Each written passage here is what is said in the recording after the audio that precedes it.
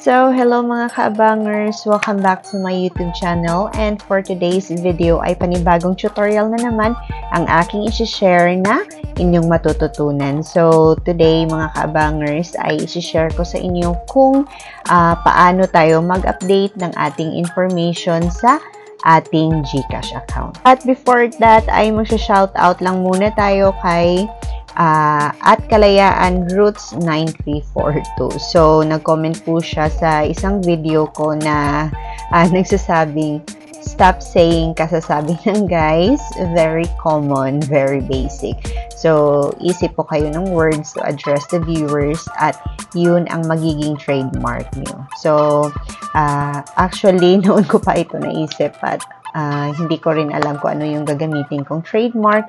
But since nag-comment po siya, and also meron pa akong bagong Facebook page which is Kaabanger. So I decided na I'm gonna use also sa aking YouTube the trademark which is Kaabanger. Starting sa video na to at para sa future videos natin ay gagamitin na po natin yung trademark na Kaabanger. So hindi na po tayo magsasalita ng guys. So again, thank you so much. So subscribe po sa channel niya.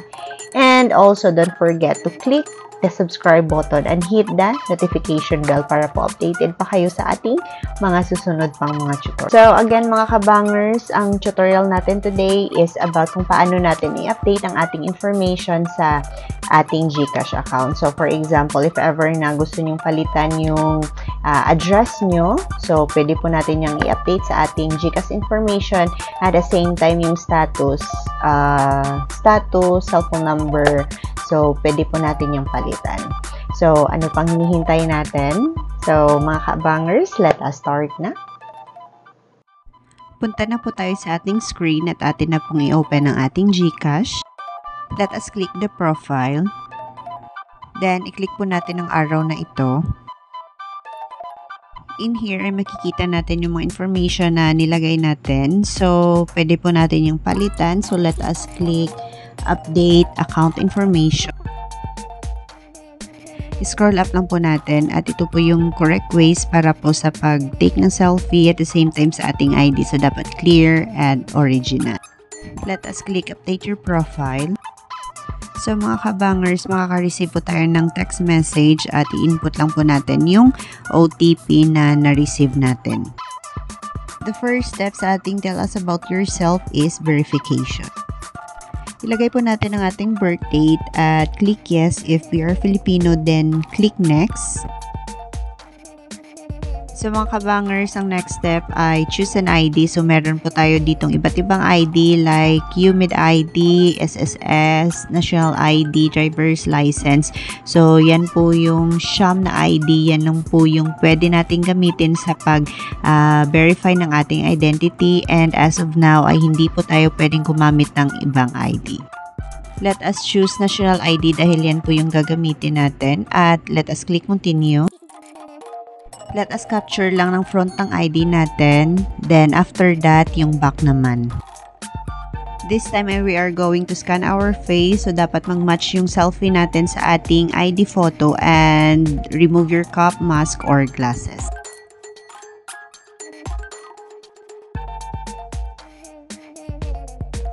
So, next step is fill information. So, dapat yung information natin ay mag-match sa ating ID.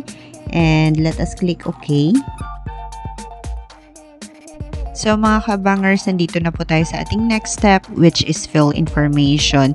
So guys, if ever na gusto nyong palitan yung complete name nyo, so let us say na married na po kayo and gusto nyong palitan yung surname nyo or apelyido nyo, ay sad to say guys, ay hindi po natin yan ma-change dito. So if ever na gusto nyo talaga ay kailangan nating kontakin yung help center para po mapalitan natin yung apelyido nyo.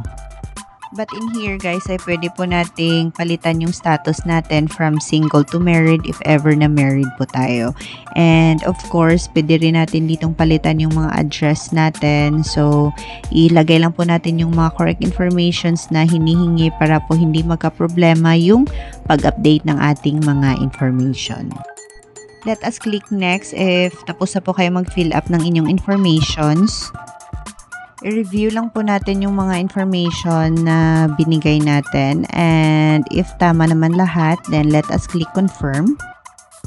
We are done na po mga kabangers, so need lang po natin maghintay ng 24 hours para po sa update ng ating status about sa ating verification. So mga kabangers, that's all for today's video, and thank you so much for always supporting our video, and I hope ay may natutunan po kayo for today's tutorial. So see you again in our next vlog, and have a very good day, good night, and God bless everyone. So bye bye.